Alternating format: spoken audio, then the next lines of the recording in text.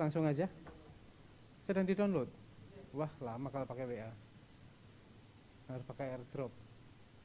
Oke, sambil menunggu Bapak-bapak, Ibu-ibu semuanya, kita semuanya sudah menyaksikan masukan dari Bapak-bapak, Ibu-ibu narasumber terkait dengan aplikasi umum.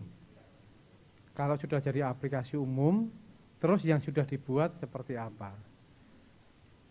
Beberapa hal menarik yang saya simak dari tadi pagi itu sambil menunggu bahan ya. Ada yang menyampaikan bahwa Pak, kalau gitu inovasi kami tidak dihargai ya Pak, kok ditutup gimana Pak gitu. Sebenarnya inovasi itu bagi kami satu hal yang bernilai tinggi. Jadi pasti akan diakomodasi. Tetapi kalau bisa, inovasi yang dibuat oleh kementerian atau lembaga atau Pemda tertentu akan lebih baik kalau dijadikan bagian dari aplikasi umum supaya inovasi itu bisa digunakan seluruh Indonesia. Jangan hanya dimiliki jadi unggulan satu instansi sendiri dong. Jadi kelemahan kita sekarang sudah menuju kepada smart government, bukan ego government. Kalau kan namanya e-government ya. E-government kan ego duluan. Ego government. Nah, sekarang kita sudah menuju pada smart government. Tahapannya dari mulai ego government, I-government atau integrated government dan menuju smart government. Kemudian yang terkait dengan inovasi itu juga menarik. Ada yang bicara, Pak, inovasi saya dalam diklat PIM. Jujur, mari kita menjawab. Itu niru dari siapa? Jawabannya selalu, wah Pak, kita menggunakan skema ATM, amati, tiru, dan modifikasi. Ya udahlah, biar modifikasinya nasional, jadi semua ikut merasakan. Ada yang bilang, Pak, aplikasi kami canggih Pak. Kalau buka aplikasi itu tidak perlu ngentri password, terus pakai wajah kita. Itu sekedar fitur dalam teknologi selulernya, atau smartphone-nya, atau laptopnya. Maka jangan diakui itu sebagai inovasi Pak. Itu adalah penambahan fitur saja supaya menjadi lebih canggih. Jadi definisi inovasi sebaiknya mulai kita kaji kembali, jujur dalam hati. Ada Pak Frido tadi sudah menyampaikan inovasi itu punya nilai, tetapi akan lebih bernilai kalau dinikmati oleh seluruh Indonesia, terutama untuk para ASN. Lanjut saja, saya akan cepat biar lebih banyak diusi. Ini satu hal yang sangat menarik di Indonesia. Sampai satu orang punya 40 nomor identitas. Kan luar biasa ini. Kita nggak sadar. Sejak kita belum lahir di rumah sakit, itu kita sudah punya nomor identitas. Melalui ibu misalnya. Setelah lahir, punya lagi nomor identitas dilekatkan pada ibu. Sampai masuk nomor identitas ofisialnya, resminya masuk melalui kartu keluarga. Ketika imunisasinya di tempat lain, dapat nomor Kamedik di tempat lain. Ketika daftar sekolah, punya nomor Kamedik, punya nomor induk siswa nasional. Jadi mahasiswa punya nomor induk mahasiswa, punya KTP, punya SIM A, B, C, D, punya NPWP, jadi pegawai punya NIP. Saya jadi pegawai, pernah jadi tentara, ya punya NIP, ya punya NRP. Apalagi nomornya banyak sekali, punya nomor paspor. Jadi begitu banyak nomor memang kita miliki. Pajak pun bisa jadi berbeda-beda. Pajak daerah, pajak dari Dijen Pajak, macam-macam. Itu yang kemudian membuat Bu Sri Mulyani pun pusing dia. Apakah ini terjadi karena kebijakan saat ini? Tidak Pak. Jadi kalau ditanya apakah ini salah kita nih Pak? Enggak, yang salah teknologi Pak. Karena teknologi yang menyebabkan banyak nomor itu adalah teknologi yang dibuat di era-era revolusi industri 3.0. Sebelum tahun 2010-an lah. Internet masih tidak mudah, server masih mahal, kecepatan itu penting. Jadi orang-orang pusat, kementerian lembaga memerintahkan dinas di daerah untuk bikin aplikasi. Kenapa? Karena tidak mungkin akses aplikasinya itu langsung dari pusat. LKPP dengan LPSE. Di tahun 2006, saya di waktu itu saya dinas di Kabupaten Kebumen, kita menerapkan LPSE ya mau tidak mau bikin server. Kalau tidak, nggak bisa jalan. Kalau semua di-pool ke LKPP, belum ada teknologi cloud computing pada waktu itu, down. Jadi mau tidak mau dibagi. Kemenkes pun begitu, semua dinkes dikasih, semua rumah sakit dikasih, semua puskesmas dikasih sistem. Diinstal di tempat masing-masing, akibatnya ya nomornya jadi banyak. Jadi luar biasa. Nah sekarang di revolusi industri 4.0, ketika internet sudah mudah, aplikasi mudah, kita seringkali lupa mentertawakan diri sendiri, Bu. Kita ngomong gini, kita mau upload sistem kita untuk sistem tertentu, kok lelet? Tapi kita WA-an, Facebook-an, upload foto di Facebook, lancar. Padahal servernya aplikasi lokal kita di sebelah. Facebook ada di Amerika, kenapa lebih cepat Amerika daripada di sebelah ruangan kita? Berarti ada satu kesalahan manajemen yang terjadi. Biasanya apa? Para pegawai ini kalau untuk kerjaan cuma ngandalin wifi kantor. Tapi kalau untuk urusan bisnis, untuk urusan pribadi, mau pakai data pribadi. Kenyataan terjadi adalah ketika data kependudukan ditambah-tambah, dinas pendudukan ini punya data. Datanya digabung. Apakah datanya akan sama dengan data yang ada di Ditjen Dukcapil? Ketika data di dinas sosial ditambah-tambahkan se-Indonesia Raya, apakah sama seperti di Kemensos? Kenyataannya tidak, bervariasi. Ini yang menyebabkan, ini yang harus menjadi awal introspeksi kita, bahwa kalau kita tidak mewujudkan NKRI dengan aplikasi NKRI, ya kita akan selalu berselisih data seperti ini. Lanjut. Yang kita hadapi saat ini, kebijakan sektoral dari pusat hingga daerah ini menghasilkan aplikasi-aplikasi yang banyak. Dulu Andri, Pak, kita mohon maaf saya mengevaluasi Andri, mereview up dulu ya Pak. Dulu Andri membuatkan satu aplikasi, diminta untuk daerah pakai, udahlah nggak usah bikin aplikasi macam-macam, pakai SIKD, pakai SIKN, JKN saja. Boleh diinstal di tempat masing-masing. Ternyata ketika sampai di daerah Pak, saya dulu pengguna SIKD. Ketika sampai di daerah dimodifikasi, di macam-macam menggunakan anggaran lagi ditambah, menjadi sesuatu makhluk yang berbeda dengan SIKD yang dibuat oleh Andri. Hal yang sama sekarang terjadi dengan Simda Keuangan. Hal yang sama terjadi dengan LPSE. Ada beberapa hal, tidak total, tetapi ada beberapa hal yang untuk daerah tertentu itu berbeda dengan aplikasi induknya. Ketika itu dikonsolidasikan, tidak mudah lagi. Kenapa standar datanya sudah berbeda-beda lagi? Itu yang terjadi. Kemudian banyak kementerian lembaga itu yang menjadikan data itu sebagai kekasih tercinta, overprotective terhadap data. Kami punya data, tetapi kalau ngomong akses data harus ini, itu, kalau perlu bayar. Tapi kami lembaga pemerintah Pak, sama seperti Anda. Oh ya nggak peduli, tetap harus ikuti. Jadi itu yang menyebabkan data kita tidak pernah bisa tunggal. Coba kita kaji Pak. Bapak-bapak, ibu-ibu, seharusnya yang bertanggung jawab terhadap data paling benar, data kependudukan kita siapa? Dukcapil. Sekarang kalau misalnya Kementerian Kesehatan mau menggunakan data kependudukan, boleh atau tidak? Tidak boleh, Bu. Yang boleh adalah Kementerian Kesehatan dan sektor kesehatan silakan entry data masing-masing, disandingkan, divalidasi ke Dukcapil, data ini ada atau tidak. Akibatnya apa? Kemenkes punya data penduduk versi kesehatan. Pendidikan punya data penduduk versi pendidikan. Tenaga kerja punya data penduduk versi untuk kepentingan ketenaga kerjaan. Dan semuanya punya data seperti itu. Ketika kita bertanya ini, IBank punya NPWP, punya NIP, punya NRP, punya nomor paspor segala macam, apakah data saya itu bisa divalidasi, bisa dinyatakan benar dan paling benar itu oleh siapa?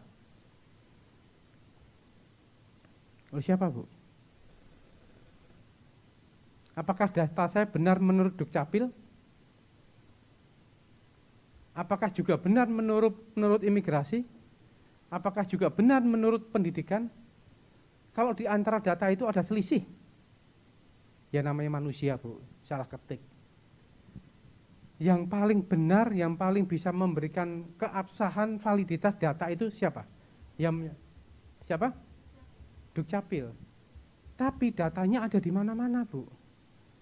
Jadi data banyak sekarang. Bapak-bapak, ibu-ibu, yang saya mau tanya lagi. Yang paling benar menyatakan jumlah kapal di Indonesia itu siapa?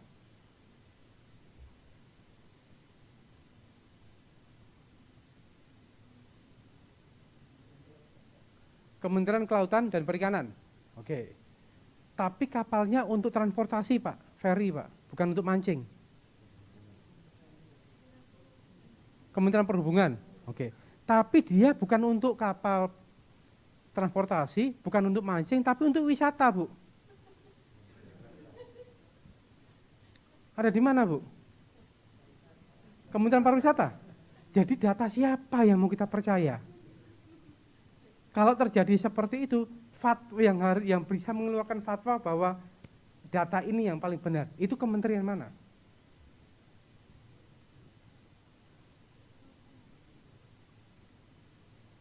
KKP protes. Sama enggak data perhubungan dengan data KKP? Beda. Sama enggak dengan data pariwisata? Pak, saya enggak untuk mancing, Pak. Bukan untuk ngangkut orang, Pak.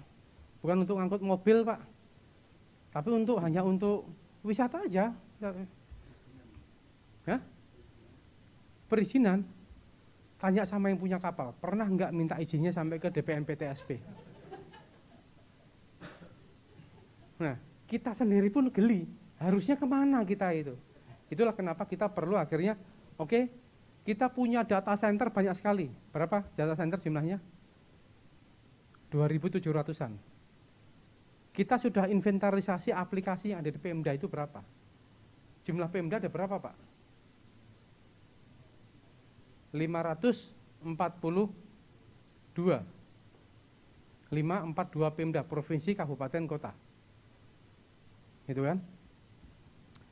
Jumlah ada dari 542 itu, yang Dinas Kominfo-nya tipe B berapa?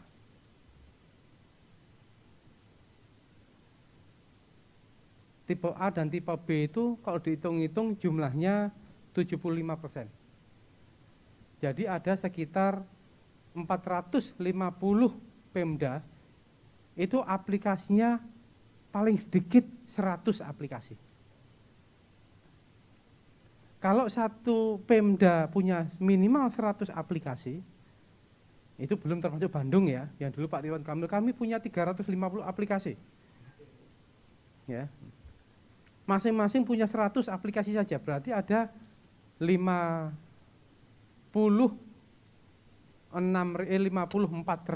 aplikasi.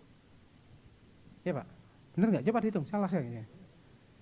Jangan salah saya, atau malah 500.000 aplikasi, jangan banyak. Pokoknya banyak lah ya. Banyak sebenarnya. Gitu. Kenapa kok ngitungnya sesimpel itu Pak? Karena kami yang membentuk Dinas Kominfo. Makin banyak Dinas Kominfo itu punya mengelola aplikasi, makin tinggi tipenya. Jadi kalau Dinas Kominfo-nya tipe B, pasti punya minimal 100 aplikasi. Kalau tipe A, punya 150 aplikasi. Apa? Dinas Kominfo-nya tipe apa? Mojokerto? B. Berarti punya 100 aplikasi. Pernah data enggak? Berapa jumlahnya? Yang benar. 60 itu di sistem di Dinas Kesehatan aplikasi terbaru tahun itu. Yang dulu-dulu yang sudah pernah dibikin itu loh. Yang dibangun Pemda. Yang dikasih pusat? Nah itu dia, banyak lagi toh.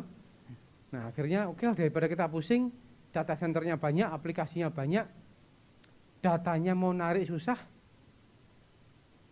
udah itu diinstalnya di data centernya milik asing, milik swasta dan sebagainya, susah dicari. Ada yang diinstalnya di aplikasi, di server yang ditaruh di bawah meja kepala seksinya, atau disimpan di ruang dinas kepala dinas Kominfo karena apa? AC-nya paling dingin. Servernya ditaruh di situ. Jadi kepala dinas Kominfo-nya udah dikasih suhu sama seperti suhu ruangan AC. Tiap hari seperti di Eropa, suhunya 16 derajat. Supaya tidak terjadi seperti itu Pak, maka diambillah kebijakan dengan aplikasi umum. Lanjut saja, saya agak ngebut dikit. Pak kalau udah mau habis, bilang ya Pak. Tantangan kita adalah melakukan asesmen pusat data, melakukan konsolidasi infrastruktur, standarisasi data, konsolidasi database. Oke, kita cara konsolidasi, nah itu nanti akan kita bahas. Lanjut. 5 menit lagi? Oke. Jadi kalau kita gambarkan seperti ini Pak. Ini presentasi saya tahun 2009-an gitulah. Saya mencari analogi sederhana. Di sebelah kiri ini adalah pohon dengan akar yang begitu banyak. Semua Pemda punya server, servernya banyak banget, punya data center, punya ruang server. Kemenkes minta Dinkes punya data center, punya ruang server, beli server, bikin aplikasi Sikda. Kemenaker bikin aplikasi yang sama, ANRI bikin aplikasi yang sama, LKPP bikin aplikasi yang sama, semua punya infrastruktur yang banyak. Coba kita tanya ke masyarakat kita. Lupakan Anda sebagai pegawai. Sebagai masyarakat, ketika mau mengakses layanan publik yang bisa diakses secara online, yang mana?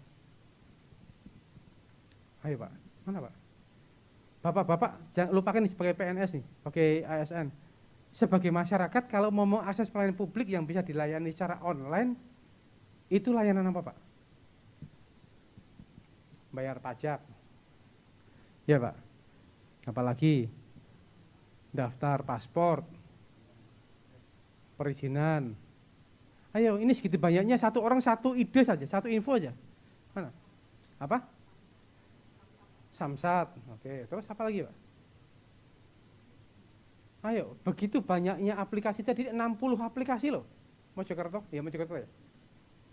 Bapak dari mana? Mojokerto. Ya, 60 aplikasi loh yang bisa diakses online oleh masyarakat, yang mana? Susah ya. Jadi begitu kayanya kita akan infrastruktur, kita punya tanaman, buah yang bisa dinikmati oleh rakyat kita, begitu sedikit. Akhirnya kita mengarah pada sisi yang paling kanan. Udahlah, kita tidak perlu tanah seluas itu untuk menghasilkan buah sebanyak ini. Data centernya nggak usah banyak-banyak lah. Cukup 1, 2, 5, 10 data center unit data center saja. Semua boleh pakai. Yang utama adalah buahnya. Tugasnya Kemenkes, tugasnya sektor kesehatan adalah menyehatkan warga. Tugasnya sektor pendidikan adalah mencerdaskan warga. Jangan disuruh ngurusin IT. Iya kalau punya ilmunya, kalau tidak. Saya dulu waktu di Kebumen, teman-teman Dinkes itu legowo Pak. Mereka bilang gini, Pak Ipeng, saya itu dokter. Kalau suruh nyuntik sambil merem aja kena itu. Sehat. Tapi kalau suruh ngerawat server, KO kami. Kami nggak punya ilmunya. Kalau pakai suruh buka website, jagoan. Pakai aplikasi oke, tapi ngelola data center, ngelola aplikasi, ngelola database, bukan tugas kami, tugasnya Dinas Kominfo. Jadi kami dulu ke Kebumen kita kompak. Lanjut. Oke, ini gambarnya tambah rumit ya, nanti dijelaskan. Semestinya ini, saya kalau jelasin itu 10 slide, mestinya perlu waktu sekitar 3-4 jam. Karena cerewet, pintar ngomong, seneng ngomong. Lanjut. Saya akan langsung saja untuk poin. Masalah data, katanya data sebagai new oil. Semua mengaku punya data, tetapi ketika dicari datanya nggak paham. Mojokerto katanya sebagai pemerintah daerah punya data. Pernah nggak didefinisikan data yang diakui oleh Mojokerto adalah data ini. Sektor kesehatan datanya ini. Sektor pendidikan adalah ini. Sektor tenaga kerja ini. Pernah nggak Mojokerto? Andri sudah nggak pernah punya peraturan kepala Andri tentang data Andri itu ini loh? Belum ada. Padahal kita punya undang-undang keterbukaan informasi publik. Kita punya undang-undang ITE dan kita punya Perpres 1 Data Indonesia. Harusnya itu sudah mulai mengarah ke sana. Pemerintah harus berani menetapkan data kami itu ini. Data pemerintah itu ini. Kemudian kita belum punya standarisasi data, datanya juga perlindungan datanya juga kemana-mana. Single source of truth masih cerita saja, masih jargon. Banyak yang meragukan validitas data pemerintah, data bansos saja kita masih nggak yakin ini yang benar yang mana ini. Malah ada, Pak, saya ini Pak sampai hari ini itu setiap bulan mendapatkan pulsa subsidi pendidikan. Jadi usia saya 51 tahun, sepertinya yang ngantir data keliru menjadi 15 tahun. Ya, jadi saya juga mau komplain mau gimana, udah masuk, udah dengan kesibukan nggak bisa lagi. Kemudian kita masih banyak menggunakan data untuk kepentingan operasional, transaksi, bukan untuk analitik. Lanjut. Oke, lanjut saja, ini single source of truth, saya akan coba untuk ke ini. Jadi dari banyaknya server, data center, banyaknya aplikasi, kita bergeser menjadi kurang lebih 50 sampai 100 aplikasi saja. Jadi dibikin super apps. Lanjut. Kita data existing di back sedikit.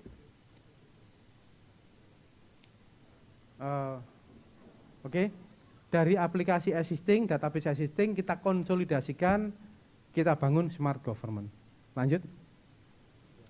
Selanjutnya kita bikin 2 aplikasi saja, ini ada di pasal 42 Perpres SPBE. Di dalam Perpres itu sebenarnya sudah dinyatakan pemerintah itu niatnya pengen punya 2 super apps. 1 super apps untuk pelayanan publik, 1 super apps untuk administrasi pemerintahan. Saya tanya ke bapak-bapak, ibu-ibu, URL-nya untuk daftar paspor secara online itu apa? Hah? Imigrasi Go ID. Yakin? Buka, coba. Nanti pasti kan banyak klik-kliknya lagi. Tanya Mbah Google paling gampang. Oke, sekarang kalau mau, saya sebagai pengusaha mau ikut tender di Mojokerto, situsnya apa? lpsc.mojokertocap.go.id, itu ya. Kalau saya mau ngurus apa? BPJS, situsnya apa? Kita yang orang pemerintahan aja kadang-kadang lupa ini apa ya gitu. Masyarakat kita gimana? Nah, akhirnya apa? Terbayang nggak oleh kita kalau kita bisa membuat aplikasi seperti Gojek gitu. Download di Play Store, di App Store 1 aplikasi, di dalamnya ada naik mobil, mau belanja, mau ngirim online, mau apa, tinggal pencet. Masyarakat cukup mendownload paling banyak 2 aplikasi saja. Di dalamnya macam-macam. Itulah government super app.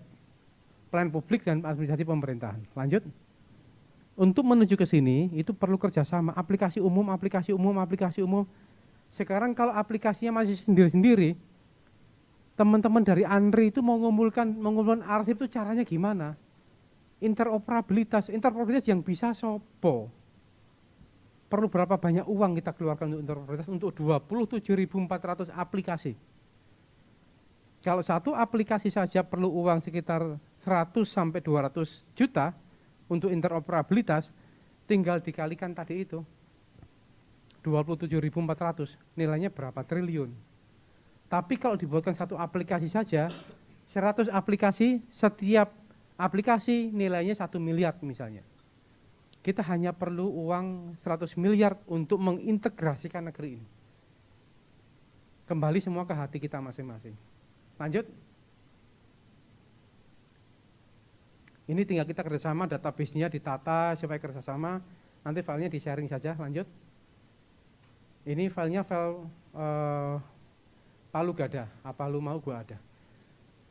Jadi kalau dilihat di sini kita contoh Direktorat Jenderal Aplikasi Informatika, ini Kominfo punya Biro Hukum, sejajarnya ada Biro Hukum ya aplikasinya yang buat Kemkumham. Biro perencanaan aplikasinya ya pakai aplikasi yang dibuat oleh Bappenas.